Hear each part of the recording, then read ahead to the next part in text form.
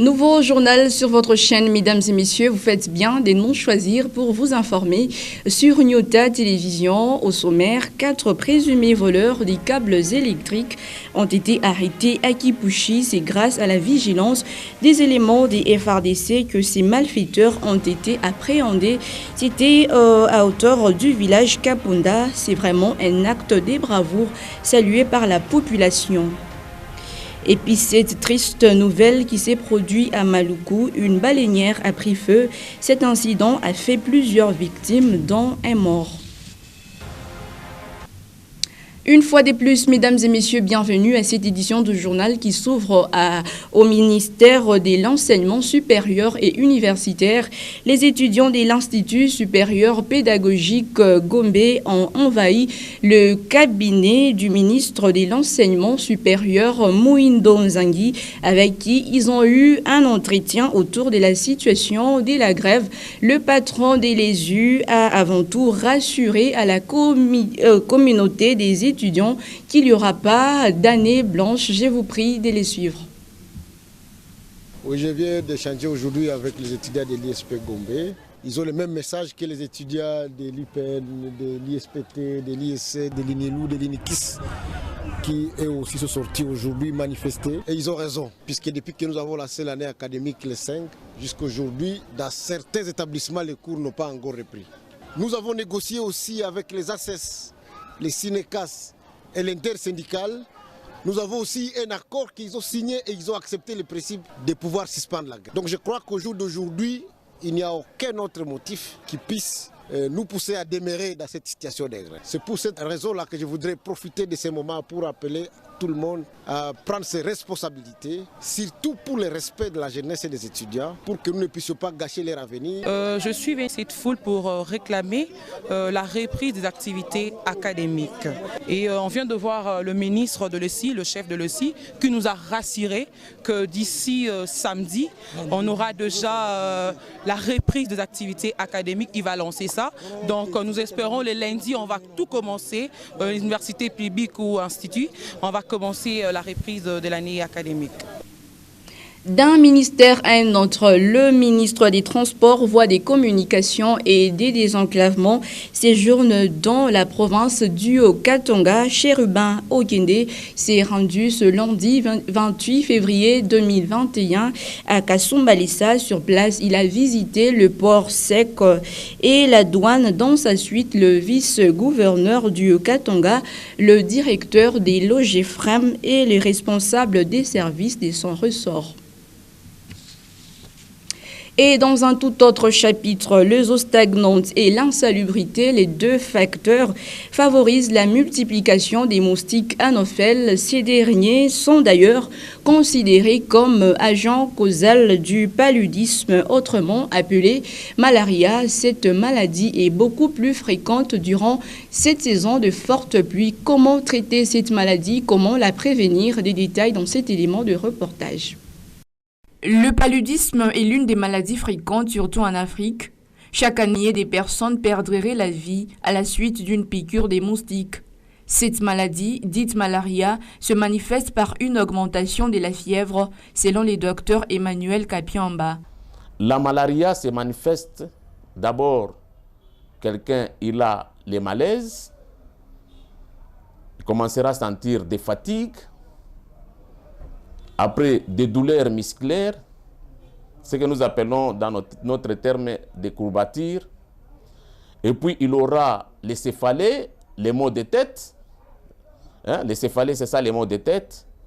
Et puis la fièvre va s'installer. Toujours selon ce médecin généraliste, la pathologie peut avoir des conséquences fâcheuses chez les femmes enceintes. Pour les femmes enceintes, ils doivent suivre la CPN. À la CPN, on leur donne les produits préventifs. Parce que la malaria, c'est grave chez une femme enceinte. L'assainissement du milieu est l'un des facteurs qui permettrait de lutter contre cette maladie qui dévaste des populations, surtout en Afrique. Et les taux de contamination semblent très élevés, surtout pendant la saison des fortes pluies, à cause des eaux stagnantes et l'insalubrité. Et dans un tout autre chapitre, l'une des caractéristiques de la capitale RD congolaise, c'est les embouteillages. Impossible de faire un trajet normal sans faire face aux bouchons. C'est souvent à 6 heures que les habitants de la ville-province de Kinshasa s'engagent sur la route pour espérer arriver vraiment à temps à destination. Les véhicules roulent dans tous les sens. Par moment, on ne remarque pas le norme des circulations routières. Un constat des Ben KMB, Jean Kalinga.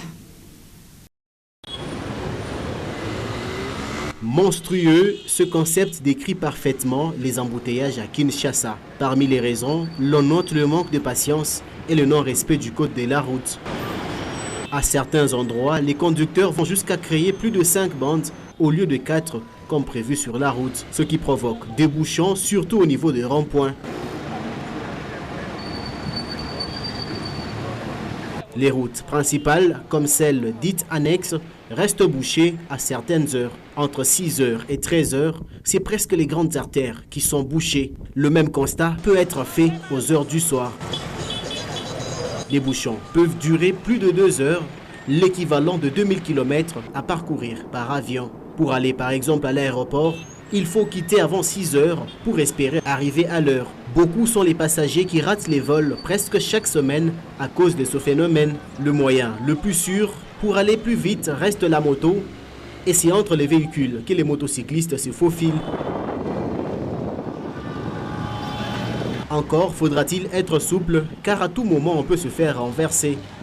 Dans la capitale RD congolaise, la solution contre les embouteillages vient d'être trouvée. L'érection des sauts de moutons n'aura aidé que partiellement à réguler la circulation. Cette triste nouvelle à présent, je l'ai lisée d'ailleurs au sommaire des 7 éditions du journal. Une personne morte sur place, une dizaine de blessés, 6 rescapés et 4 personnes introuvables. Tel est le bilan de cet incendie du bateau qui s'est produit à Maluku. Il s'agit du bateau HB Bora qui devait se rendre à Bandaka dans la province de l'Équateur et qui a pris feu avec à son bord des matériaux inflammables. Dans un tout autre chapitre, nouvelle attaque des rebelles ADF le dimanche dernier dans le village de Ndalia, chefferie des Walese, Vukutu, en territoire d'Irumu.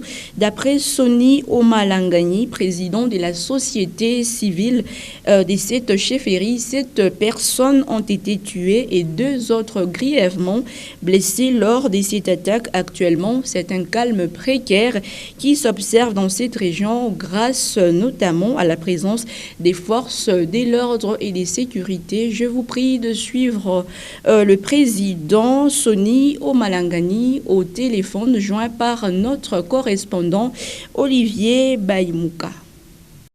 Dans le village d'Alia, au niveau de Kidefo a été attaqué par les présumés ADF-NALU. Après l'attaque, maintenant, ce qui est à notre disposition comme les villas provisoires, notre population qui est sur terrain par les décès civils tués, des gravement blessés, 4 motos incendiées. Ça, c'est le bilan selon la population. Depuis les samedis passés, parce que la zone,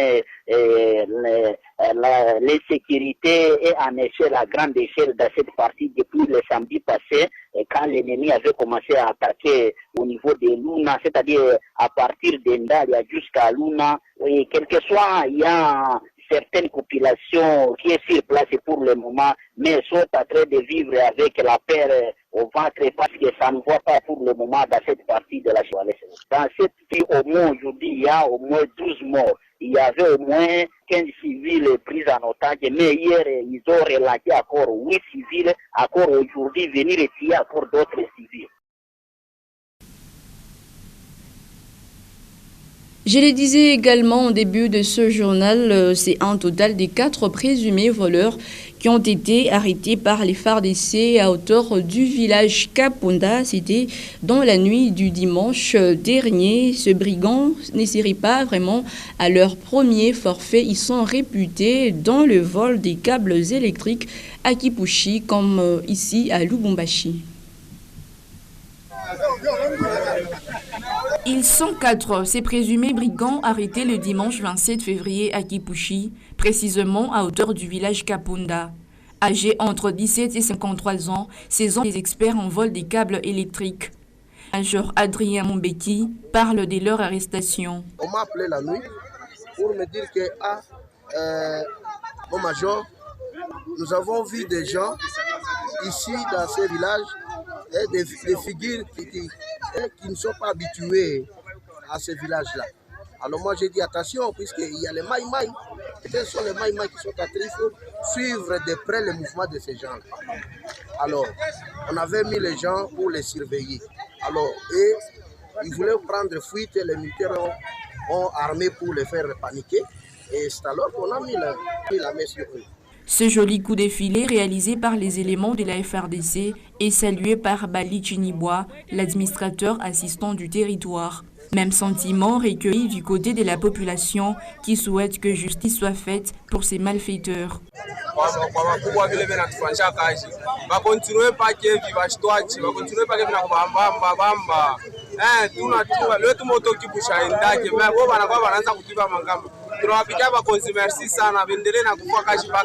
Ces voleurs sont pour l'instant gardés au cachot de l'état-major FARDC Kipushi. C'est au parquet général des grandes instances de cette cité minière qu'ils seront fixés sur leur sort. Ce lundi 28 février est célébrée à l'échelle mondiale la journée internationale sans Facebook. Selon les initiateurs, cette célébration a pour but de lutter contre l'addiction à la cyberdépendance, protester contre l'intrusion des pubs qui se font passer pour des informations. En marge de cette énième célébration, les avis des Louchois sont divisés. Des détails dans cet élément que nous propose Daniel Faraï. Téléphone à main, il est quasi difficile pour les jeunes Louchois de passer un seul jour sans utiliser Facebook. Ce réseau de communication est devenu indispensable au XXIe siècle, tant chez les adultes que chez les jeunes. À marge de cette énième célébration de la journée sans Facebook, Obed Vitangui et Peter Tamboué sont défavorables à cette initiative, vu la nécessité de ces réseaux sociaux. C'est impossible de passer une journée sans se connecter sur le réseau social Facebook, d'autant plus que c'est devenu un réseau social où toutes les personnes communiquent davantage en ce qui concerne peut-être les affaires ou ceux qui sont en distance entre elles. C'est aussi avec l'habitation médiatique. Aujourd'hui, les gens n'échangent pas seulement sur Facebook, mais aussi ils se forment à travers Facebook. Parce que vous savez que tous les médias ont presque aujourd'hui des pages officielles Facebook sur lesquelles ils partagent des informations. Donc aujourd'hui, c'est dire, passer une journée pratiquement sans Facebook, c'est tout à fait impossible de vivre les aspects susmentionnés. Pascal Mandefou est quant à lui d'un avis contraire. Selon lui, l'initiative permettrait d'économiser. Facebook nous plonge vraiment dans des dépenses quotidiennes qui passent des fois inaperçues, qu'on ne sait pas quantifier, mais en soi, ce sont vraiment des dépenses énormes. Parce qu'il y a des jeunes gens qui se connectent, en fait. Les gens se connectent du matin jusqu'au soir, on voit que la personne est toujours en ligne. C'est aussi une forme de dépense que les gens ne parviennent pas à quantifier, et qui passe d'une manière inaperçue.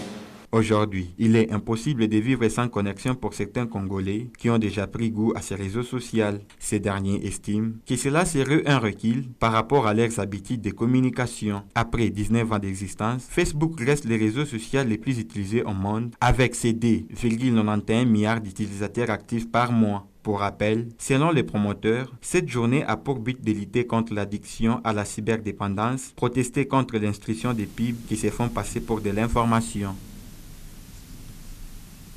Parlons à présent sport dans cette édition du journal. Vous le savez peut-être, le TP Mazembe a fait l'essentiel face à Coton Sport pour reprendre 3 points du jour. Les Corbeaux se sont imposés 1-0 grâce à Glory Likonza, l'unique buteur du match, bien que ça soit difficile pour le club noir et blanc. Des détails avec Gentis Mutombo Moussuil. 80e minute, le TP Mazembe doit se sortir des griffes de Coton Sport. Mais le but est invalidé par l'arbitre pour une position litigieuse de Jeff Teki Tambala. Le centre de Passia Mwamba trouve Kabasso Chongo au bout de ses pieds. Le Zambien touche le montant avant que le ballon ne revienne sur Kitambala. Les Corbeaux se sont vus refuser le bonheur. 1-0. Finalement, la lumière au bout du tunnel pour reprendre la main sur la première place du groupe C. Coton Sport avait tout pour tenir son match nul espéré. Soit c'est les gardiens Godin qui sauvent le meuble, comme sur la frappe de Philippe Kinzumbi. Soit c'est le poteau qui repousse l'échéance en première période. Les Corbeaux ont rempli leur contrat du jour et repassent devant Al Masry avec 6 points. Et c'est par cette note sportive que s'achève cette édition de journal. Mesdames et messieurs, nous vous disons merci, grand merci de l'attention lui accordée.